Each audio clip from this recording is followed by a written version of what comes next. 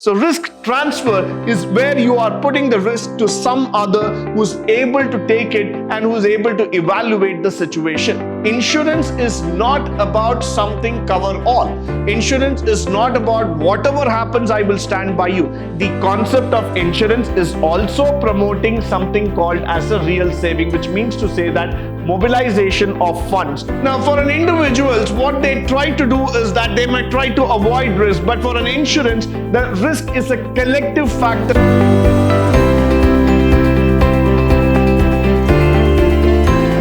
Good morning and welcome to the first session in Unit 2, third semester Insurance Management for BCom, where we're going to speak about the business of insurance. Probably the only business on this earth that has ever been spoken about in so much line and length would be the business of insurance. Why? Because there is no value to your life in terms of monetary terms value. So whenever I talk about the price that can be attached to your life, the only answer for that can be it's priceless. But nevertheless, the insurance always tags your life with a monetary term, and it says that after your death or anything happens to you in case, the insurance always gives a coverage. So what is the risk factor in insurance? That's what we're going to talk about, because the concept of insurance, the business of insurance is all about dealing with risk, and risk is a very, very big factor that you have to take it forward in any business. So let's start here with risk management is a system where individuals mitigate personal financial losses, whereas the insurers manage institutional risk to maintain profitability and honor the policy holder's claim.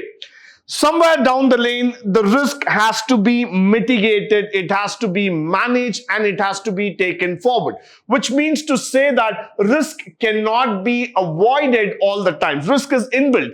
But what you need to look here is that how can I mitigate that risk? How can I take it forward in such a way that it doesn't affect my business? It honors the claims of my policy holder, which means to say that at any point of time, the insurers should stabilize the portfolio through underwriting. They should be able to take it forward. They should be able to give and manage that diversification altogether. Now, for an individuals, what they try to do is that they might try to avoid risk, but for an insurance, the risk is a collective factor that is divided among so many individuals. Now, moving further, the management of risk by individuals. The first strategy is risk avoidance. The next one we're going to talk about is risk reduction. Risk avoidance is the best strategy, which I would like to say. Why? Because I don't want to get into risk. I don't want to get into this aspect at all, because one simple reason, I do not want to chase risk. I do not want to take any sort of activities here. I want to say that, okay, whatever that is done, let me refrain from that. If I know that I am hydrophobic in nature, I would not go near a swimming pool. Simple as that. I avoid that risk. But then, if I jump into the swimming pool trying to prove myself that yes, I can try to swim, I can show people that I am also capable, then I'm engaging myself in risk. Let me try to avoid that risk factor. So that's where risk avoidance comes into the factor. Next one, risk reduction, loss of control. Let me go back to my same example of hydrophobic. Now, people want me to jump into the swimming pool. Now, people want me to say that why you are always afraid of water. Why don't you take a chance? Okay, I will take a chance, but let me get into a swimming pool which is 3 feet. Let me not go into a swimming pool as depth as 6 or 10 or 12 feet. Let me just go up to 3 feet or 4 feet where I'm able to stand still in the water. I am taking a risk, but I am reducing the risk of drowning myself into the swimming pool. That's exactly where this risk reduction comes into picture. Reducing the risk. You can't avoid the risk every time, but yes, you can reduce the risk. You can take the control over the risk factor. Moving further. Risk retention, absorbing the financial consequences of the minor losses that can happen. Now, let me say again, go with the hydrophobic example.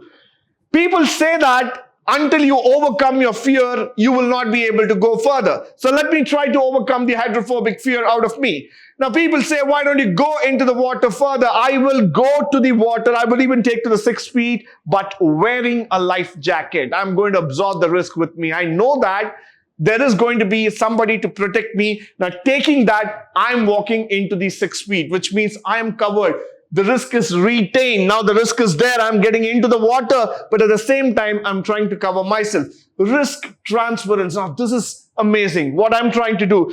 Let me get an expert swimmer. Let me get a coach. Let me get a person who can swim on behalf of me. I will transfer the risk to him because that guy is capable of taking the risk. That guy knows swimming and he says that I will do the activity on behalf of you. So that's exactly where I am transferring the risk to a person who's capable of handling that particular situation. Now, that doesn't mean that risk is avoided. That doesn't mean that it's a zero risk. Even he's going to take risk, but he knows the calculation, he knows the factors, how to take it and how to move further. So risk transfer is where you are putting the risk to some other who's able to take it and who's able to evaluate the situation. Now, by the insurers, now let's go to the company altogether. The first thing that an insurer can always face is the challenge of managing the pooled risk. For an insurance company, it is very, very important to see that whether they are able to manage the risk that they have taken forward.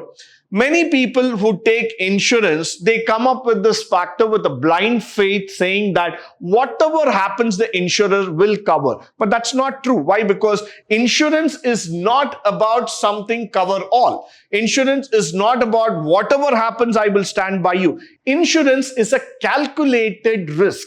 So the insurance companies undergo a very, very strict process called as underwriting. Underwriting is something where you will see that the individual risk setting the specific terms, the policies are accurately evaluated, premiums that are being collected, the future claims, how would be the situation at that time, everything is being stereotyped, it is taken into picture.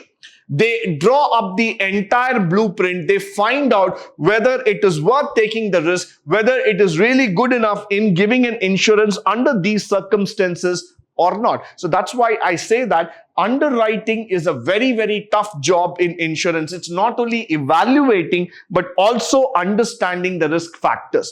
Next one, risk pooling and diversification. Now, this is very important. Why? Because you're spreading the risk across a massive, diverse population of policy holders so that the risk gets mitigated. That's what I'm trying to do here. I'm not trying to say that risk go away from me. I'm trying to say very, very clearly that yes, the risk will be there, but it will be among the people. So when you put it among the people or 1 lakh shareholders or policy holders or 1 million policy holders, the risk factor starts coming down. Why? Because it's a simple mathematics. You see the base, the bottom up going up at a larger scale. Automatically, when you divide it, the value comes down. So that's exactly what I'm trying to do in terms of the risk pooling and diversification. Followed by which the principle of proximate cost, the reinsurance that comes into picture, transferring a larger proportion of the risk into a person who can protect against catastrophic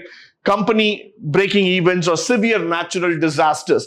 I think all of us know at some point of time when we were talking about tsunami, earthquakes, or some calamities like flood that had come into our earth. Now, during that time, we had no clue how to protect ourselves, neither to protect the assets or the infrastructure. So what we do here is that we transfer a part of the risk to the reinsurance companies. The reinsurance companies protect the insurance companies by saying that at any given point of time, any kind of calamities come in, we are ready to support you, we are ready to back you down. And this is probably one of the live examples which I would like to give you about is the most horrific incident that took place on 9/11 in America when the Twin Towers were blasted due to the act of terrorism. At that point of time also, the Twin Towers were reinsured by Swiss Re. So that's exactly where this reinsurance comes into picture. Similarly, we also talk about this word called as ALM, asset liability management, investing a premium revenue into a diversified financial portfolios so that, when we are able to stretch forward, we are able to take it and go in terms of the sudden payout, sudden claims, what are the futuristic factors that comes into picture, and it is continuously available for payouts by the claims that are being generated when the corporates have to give it. So what we are trying to understand here is that insurance always is a subject matter to conditions. You cannot take insurance on a ride. You cannot believe that insurance will always keep following you. No, strategically what we do is that we invest the money into various factors. We invest it into several asset classes so that in case of emergency, the money is available. Next one, the role of insurance in economic development. Now, insurance and economy, are they related? That's the first question that one has to ask before stepping into this game. The answer is absolutely yes. Why? Because if you look into the Indian economy with a population of 140 crore plus, half of the people also, if they start insuring, which is not true. Why? Because we only have about 20 to 30% of the people who are covered by insurance, or very less or than that. More than 70 to 80% of the people have still not taken insurance. So imagine if 140 crore people invest even 1 rupee or even 10 rupees into the insurance, that is 1,400 crores that can be pumped into the economy on a monthly basis. I'm not talking about a yearly basis, I'm talking about a monthly basis, because that's 1,400 crores getting into the system.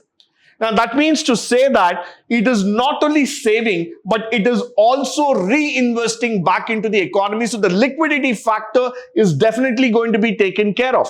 The amount of money that the insurance companies carry in the form of their asset management or in form of the pool that they have it in the inventory system, that is very, very essential. That is very useful in terms of circulating it back into the system, where they can reinvest it in forms of mutual fund or various asset classes, so that it can help the people to make better future.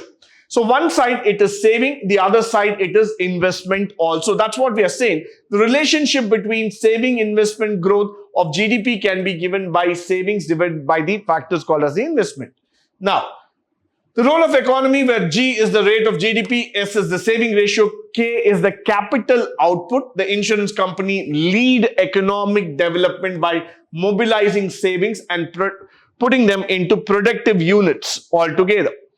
Now, this factor, when we talk about putting them into productive units, people have to understand both ways. That means one side you understand the concept of insurance, the other side you understand the concept of investment.